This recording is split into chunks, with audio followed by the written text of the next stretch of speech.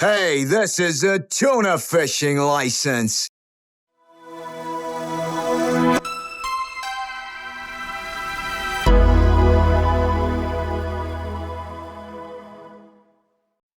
Welcome back to the VHS Vault. I'm one of your hosts, VHS Jase. Next to me is Jase Roy Gaston. And this is a week that we like to call Jason's Pick. Could be me, could be the other Jason, but we pick. And so it was Jason's turn. So it's Jason, the good-looking Jason's turn. And let's just take it away, Jason. What are we talking about here? Okay, so every now and again, I like to pull out something weird and obscure, giggity. And this time, I have this movie that I saw on network TV late night many, many years ago, and I thought, what an interesting film. What is this? Never caught the name of it. Years later, I finally learned what it was. I rewatched it, and I thought, you know what? This heavy metal wannabe is interesting. It's not what I would call good, but it's interesting enough to talk about. And this is 1983's Rock and Rule. There you go, all the way back. I just love the long pause. It's like, I have no idea what to say about this. It's the weirdest thing I've ever watched. Why did you do this? This is the weirdest thing you've watched so far. I'm actually fascinated to understand why you think it's interesting. Well, I'm just gonna tell you right now. I think the idea of a science fiction rock and roll romp with mutant rats that do drugs is an interesting idea. Now, is it executed very well? Not really. But I will say that the character of Mock Swagger, who is in no way related to Mick Jagger, is a great villain. He is wonderfully animated. He is wonderfully designed. Charismatic. And he's charismatic, and I'm going to be honest, Omar was a douchebag, and I wanted Mock to win. I wanted Mock to bring the demon into this weird world of mutant rats and have it wipe out everything and just have Mock sitting on a throne of skulls at the end going, but I don't even know what his end game was, to be honest. It was just, I want to bring a demon into this world, and that's it. What do you get out of it? I get to bring a demon into this world. It just reminds me of Canada shouldn't be in the world of filmmaking. It's another reminder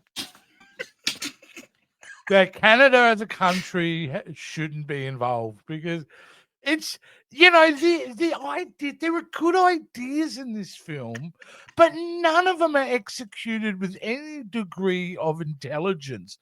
They are yes, it's the blatant ripoff of heavy metal, right? It's derivative from that. And it's just, I don't know, someone's come up with some designs for some rats and all is good. And you've got uber talented musicians involved. Deborah Harry and the lead singer of Cheap Trick are involved, and there's some other key musicians. Fire involved. But even the lead song in this, the song that's supposed to be the be-all and end-all, is a bad song. The music is horrible. The characters are unlikable, Jason. They're unlikable. Mock is the only thing that is even inertly interesting. See me. It is bad. I mean, everything about this in the sense of it's a swing and a miss. And it's like when I was watching it, I felt like I was watching it outside and I was looking through a glass blocks. Like, because I felt so separated from this film and going, I see what they're trying to do there. But the problem is it's just not interesting. And if you're going to make this work, have a cohesive story. There's no story to this. The story is spelled out in the first 10 minutes. Isn't it? Well, in the first minute or two, because Mock's got to get someone who's got to sing the song at the end of it. And that's what happens. He finds somebody to sing the song. Yeah. The end. The end. Thank you, Darth Vader computer. I appreciate that. You are welcome, Mark. I mean, it's not. Don't get me wrong. It's not a bad film. It's a nothing film. It lives in the void. I would have been very happy with the void actually voiding it if he was around at that point. But yeah, like it's not something I go, well, it could have been. They've made this on the cheap, right? They've made this movie on the cheap. It's a cute little Canadian film made on. No, this thing cost back in 1983 $8 million, which is a lot of money back then. You know what I mean? And when the biggest blockbuster, I think, was Return of the Jedi around that time, and that was what, 30 million. Like 8 million isn't a small budget for 1983. However, Jason, you know, all that matters is box office, and they brought in the box office with one of the worst returns you've ever seen of $30,379. Oopsie. Oopsie. This is cataclysmic failure. No, the boyfriend sucked in this. Like, Omar's a jerk. I wanted him to die. Yeah. And the two sidekicks who are generally the glue of most movies. When you get a couple of good sidekicks, you know, they can carry films. These guys were just annoying. They were nothing but noise the entire time. Yeah, they were all noise. They did was just noise. Yeah, just filler. And the problem is it's also it's not aged well. This is when you've opened up the fridge and right at the back there's this black, grey, moldy substance kind of sitting at the back. I'm sure it was great in 1983 if you were in the moment, because it looks like it was trying to tap into a certain time zeitgeist, but it ain't near any zeitgeist I know of now. Okay, so let me tell you why I like this movie. It's not for any of the hero guys, because they all suck. Omar is a toxic piece of garbage from the beginning to the end. Everything that comes out of his mouth is hateful and horrible, and you're just like, Angel, what are you doing with this guy?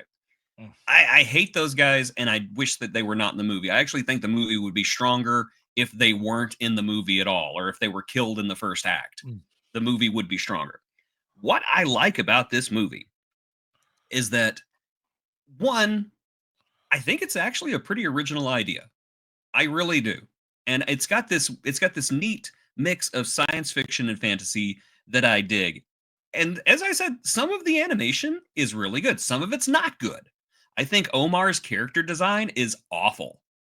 Because he looks normal whenever he's looking at the camera, but then he turns around, he's got like the schnoz that sticks out that far, and I'm just like, oh yeah, he's kind of a handsome guy. Oh my god. There's a bit of rotoscoping going on with this. Oh, most definitely. Yeah. But again, the character of Mock, every time he's on screen, the movie goes from being like a 2 to a 10, in my opinion, because he's so much fun to watch. He has one of the best character introductions I've ever seen, where he just appears out of, sparkles and smoke for no reason, holding a beer with two fingers. Anyone want a beer? I don't know. I just dig that so much. There's that classic 1980s animation that I really dig, where it's got still elements that move, and you can play a really cool game with this. Spot where they ran out of money, because they are there. It's like they will just be random scenes of like nothing, or still pictures or something, and it's like, oh, they ran out of money right there. That's a fun game to play. Okay. Mick Jagger, he's got a good sense of humor to not sue them. So good on him. Good on you, Mick. You shouldn't sue them anyway. They tried to get him to voice the character. In addition, they tried to get David Bowie, Tim Curry, Michael Jackson, and Sting, but they couldn't afford them. Did you imagine Michael Jackson? Michael Jackson would have been fantastic. Yeah, I mean, amazing. You want to be here? I think their instinct was right with Deborah Harry, because her talent always shines through. So they should have just let her do most of the soundtrack, to be honest with you. Yes. Yeah, but the music always felt off. All the rock stuff never felt cohesive. I don't know. I just wasn't a big fan of the music at all. And then I've got a question: who's this movie made for? Because I feel like it's 14-year-old boys. Whoever went to go see heavy metal and weren't Yeah, supposed but it to. doesn't go as Those hard were- as heavy metal, does it? They were made. This movie was made for the kids who had to sneak into heavy metal, in my Right, opinion. yeah. The ones that wouldn't have to sneak into this one because they push the edge of PG, but we don't really get anything that would be considered R-rated. Yeah, which But they push the boundary. they definitely did push it, and at first I was like, how did they get away with this not being PG-13 at least? And then I realized, oh yeah, there was no PG-13 back then. Yeah, So it yeah. didn't exist. Yeah. I will also say that I really liked the character of Angel. I liked that she was not the Oh yeah, you know what? I will in retrospect say that Angel is not responsible for any issue I have with this film. No, I liked that she was not the stereotypical damsel in distress, that she was proactive and Oh. made escapes on her own and manipulated people to her advantage as well, especially Dizzy, who I actually thought Dizzy was a fun character. And I liked the brothers too, even though they were like super cartoony. I did like the brothers. But Well, they whenever have she actually an manipulates, emotional beat that I like in this film. yeah, me too. I love that.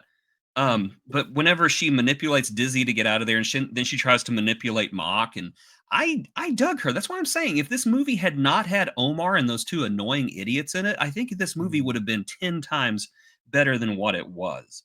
I will also say that the animation for the demon at the end looked really good, and it was such a simple effect too. But it was just every frame of it, the rah, rah, rah, was super detailed, and I just loved how dangerous and evil and vile it looked. I just thought that's such a cool effect. Yeah, they knew where to spend their money for that moment. I got to say though, the animation to me it just feels derivative of other artists. Oh like, yeah, this you can was feel this like was heavy it's metal. Ralph Yeah, Bashki meets Don. Is it Don Blum? Don Am I Bluth. thinking of Don Bluth? Yes. I could see a little bit of Don Bluth in the character designs. I just feel other influences. It doesn't feel fresh to me in that regards. No, there was aside from the story, which I still will maintain was pretty original, even though they didn't do anything with it. Everything else, the style and everything, has been done before. They have a really great idea with this film. They just never execute it, which I would say they should have approached this like a opera rock album. This should have been like really they focus on the music and then build the movie around that music because I mean, you've got one of the geniuses behind Cheap Trick. You've got Deborah Harry.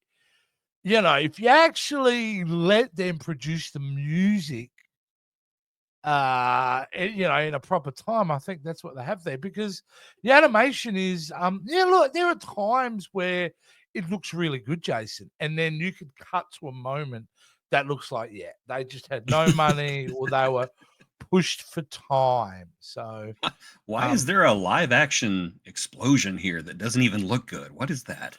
well, the other thing is the branding of the movie because really some of these designs of these characters, like they are very cute. That would attract young kids, the designs, but at the same time they're evocative. So I don't think they helped themselves of doing that because what parent that's supervising their kid, that is going to let them go and see that movie at a very young age? No, so I remember sitting in Sausage Party and looking around thinking, why are there so many children in here? Now, granted, the children did not stay very long once the parents realized what terrible parents they were and like, oh my gosh, don't look to me, don't look, that's too late, I want to kill the cat. But yeah, someone's had it. Those parents have had very sheltered lives. If they could not put together the title of that film and realize maybe what type of content it's a party with pork products. Mate, come on. Come on. This one, no, it has rock and rule, which I don't mind about the rule thing. I just, you know what, I would have liked to have seen a lot more world building. I think would have been interesting in the beginning because we kind of, when they kind of explain what's happened, we don't really get a lot of time looking and seeing how that world works. We get glimpses of it, but we're kind of straight into those kind of characters. I wouldn't have minded that a little bit more. I would have, if I had to rewrite it, yes, I'd get rid of the two buddies. Absolutely get rid of the love interest. You know, absolutely. And make it with her, maybe give her a couple of friends. And then, Disney could have been her friend. Yeah. And they kind of went through it because you're right. She is smart. She is the one leading the charge from the opening moments of this film when she keeps saying, "We're doing my song." Yep. As well. So I yeah. don't want to do your song. I'm going to leave. Hated that guy. I hated Omar. Terrible. And to have him a terrible rat. Whatever. A key part of the solution of this movie is kind of bad, right? Because they knew they were making a D-bag, right? They were writing a D-bag character. So how are we supposed to be rooting for this guy right at the end when he's co-singing the song? Well, maybe it feels like he's jumping on her bandwagon and trying to steal some of the glory. Maybe if he had any kind of character arc throughout the entire movie, we could have gotten on his side. Maybe he realized, wow, I really am a bad person. I need to change my ways. I really do need to appreciate Angel. But no, he literally just gets high and gets thrown out and then tries to break in and then gets high again and gets thrown out and then sobers back up and then comes back and then like sings along with her and he's learned nothing. A very realistic story about people in that situation and getting involved. This is a story about rock and roll people. The audience are not those generally type of people. All right. Stoners are not going to make you $1 million. And this is what this film is pitched towards, right? Yeah. It's not going to make you money. There's, it's somebody watching this on cable, in 1986 on a couple of beanbags hanging with Mary Jane. That's this film's life. I was eating a bag of Doritos on the bottom part of a bunk You're bed. a kid, I was not. I don't. You were a college kid. I've never partaken of a doobie in my entire life. No. Well, especially not that age. But college kids of that period who would have partaken in such materials. They didn't even go to the movies and see this. Nope, nobody went to the movies to see this. Because they were so high, they forgot the time exactly showing. So that was the problem there. You see, like really high people watching this movie, just going, "If they're all evolved from rats, why are there still rats?" Because did you notice that there's still rats in the city? And I'm just like, I thought the rats became like rat people. Yeah, I don't know.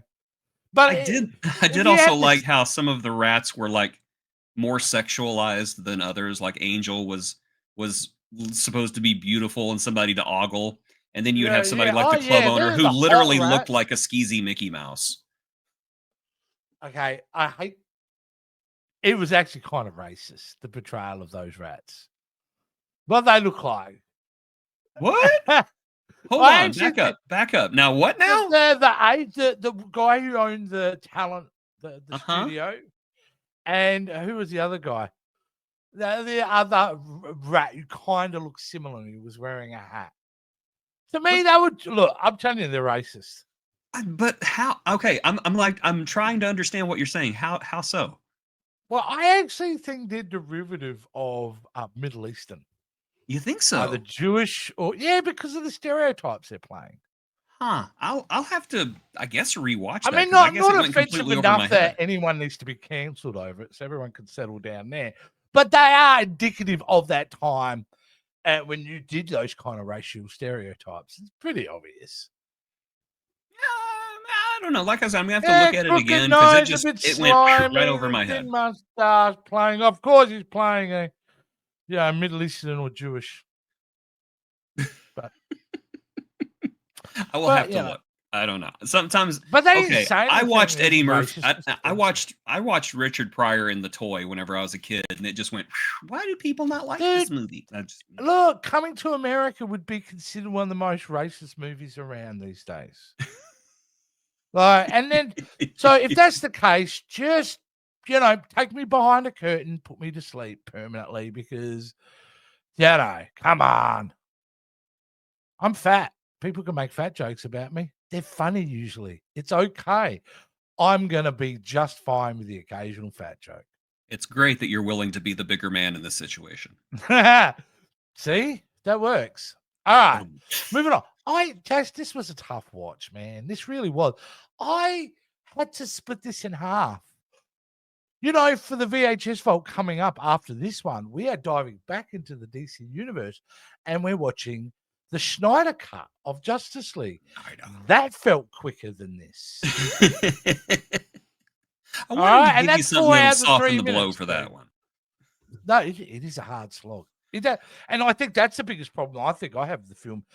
The pace is weird. I can never feel like I'm in step with the movie. I always feel like I'm distant from it, and I don't vibe with it. There's no, there's no, I'm not not vibe. I'm sorry, it's vibe. It's the vibe. No, I will be the first one to admit that this is not a great movie. That it is boring in places. It is badly animated in others. I think that about 2/3 of the voice acting is pretty terrible. And the voice acting that is pretty good, like Angel and Mock, sometimes sound like that they were recorded in an airport bathroom. Canadian. It's all Canadian for the novelty of it, I think that it is an interesting film that presented possibilities that were not acted on, were not developed properly, and thus I think that it is kind of a tragedy. Because I think the seeds for a great movie were there. They were just not planted. They were just left on the ground, and the crows came and ate them and then crapped all over the dirt. Well, that was a great analogy. If you think. Anyway, Canada's to blame. I understand why people have issues with Canada now because this movie's or this creepy little film. All the rats and all of them blame Canada. Shame on Canada. It's not even a real movie anyway. That worked quite well too. There you go. Well, yeah, look, honestly, I will never watch this film again. I'm still baffled to this moment why we even put it on the list, but I've seen it now. I know this film exists, so I've been educated. So what more can I ask for from the VHS Vault? To be educated. Oh, and you just wait, because there's more education heading your way, big boy. I don't know if there are any massive surprises coming my way, I don't think. We got a Juve Bowl movie coming your way. Oh, yeah, but Juve Bowl, I know what I'm for. Juve Bowl. Juve Bowl is you go in thinking you're getting ice cream and really you're getting cat vomit. But it's fine. You go in thinking you're getting ice cream and you're getting 2 girls in 1 cup is what you're getting. Yeah. It's but it is what it is with Uwe. But look, hey, as far as animated films too of this time, I'll wrap it up by saying that it was a tricky minefield then. Not even Disney was getting it right in the early 80s. So, I don't think I'm too harsh on this. It's funny you should mention that because we have one of those Disney movies coming up later this year. Yes, it's coming up later this year. And I think everyone at home knows which one I'm talking about too. Absolutely. What is compared one of the darker Disney films? Oh my goodness, so dark they had to censor it, and they've never released the footage. And I think that's spectacular. Out of all their live action stuff too, that particular movie, which I will not name, I would be interested in a live action adaptation of that story. Absolutely, I think that's what Disney needs to be doing. Their stuff, that is probably a good story to make live action. I think that is something Disney should do, is instead of trying to remake Snow White and all these movies that everybody loves, go back and do the movies that didn't quite work, that one. And I'll just throw this one out, Atlantis, which I love Atlantis, That would be an awesome live action movie. It would be. It It'd would be be amazing. epic. So Yeah, would and Treasure it's Planet. a Treasure film of Planet would be scope. awesome. Yeah. I do Lantis, The Lost Empire first, though. Oh, me too. Me too. Yeah, But because that is a fun movie. You may have to retitle the film so you don't mention the word Atlantis, I think, because people would then go, Aquaman. But it is a Ooh. really great. You want to talk about cast- original let's stories? cast Jason Momoa as Milo. Oh, I'm sure he already has. Look at Atlantis. Remember Atlantis. Tom Holland would have been a great little. Like, I think he's probably a bit too old, but Tom Holland 6-7 years ago would have been great. I would have thought. Know who? He did a cosplay, and I cannot remember his name, but he played Jughead on Riverdale, and he was one of the twins from The Sweet Life. He posted a cosplay of him doing Milo from Atlantis. It was like 1-to-1, pitch perfect. So yeah, cast him. I can't remember what his name is, but yeah, cast and make sure you get the right twin. I don't know. No, you know who they need to cast Bob.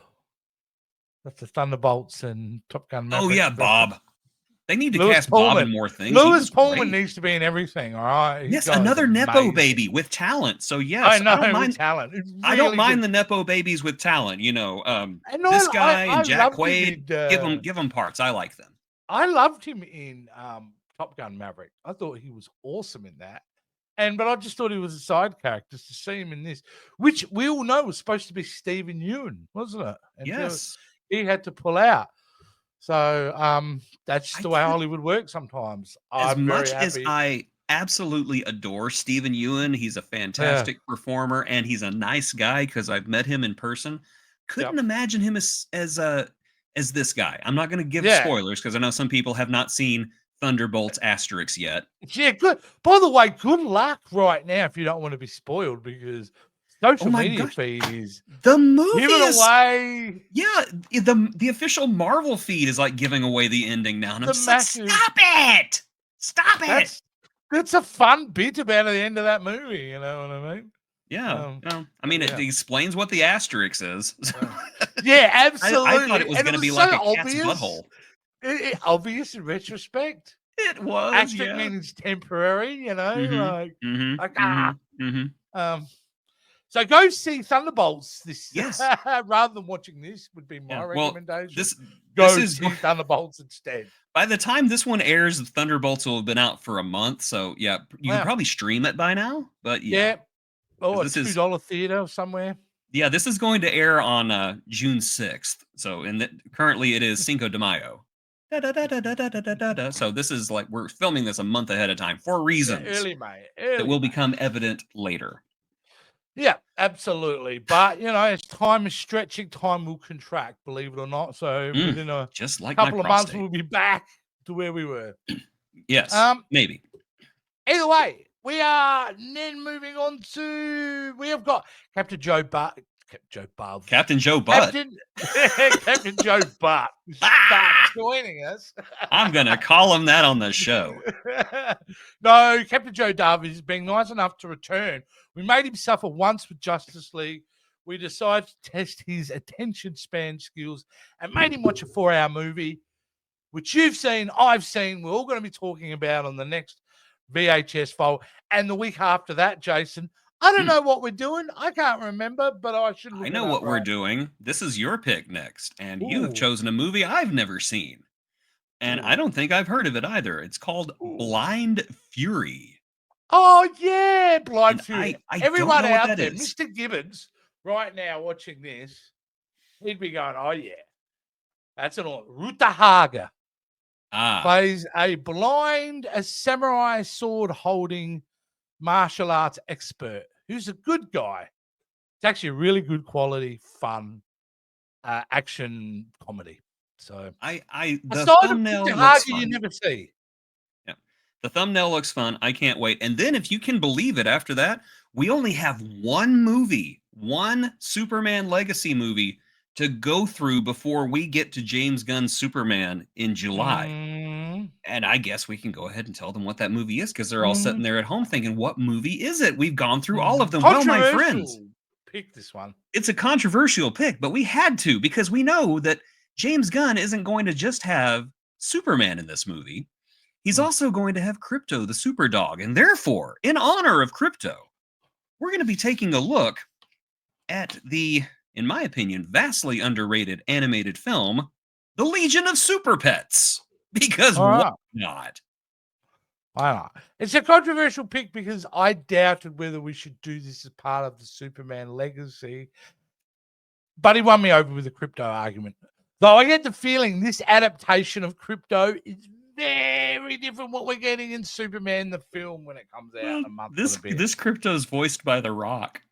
Yeah, I know. Like, what's the deal? It feels like you're punishing us recently. I kind of like am. I need more Rock. No, actually. Okay, blame. I don't mind the voice cast who they've got in this film.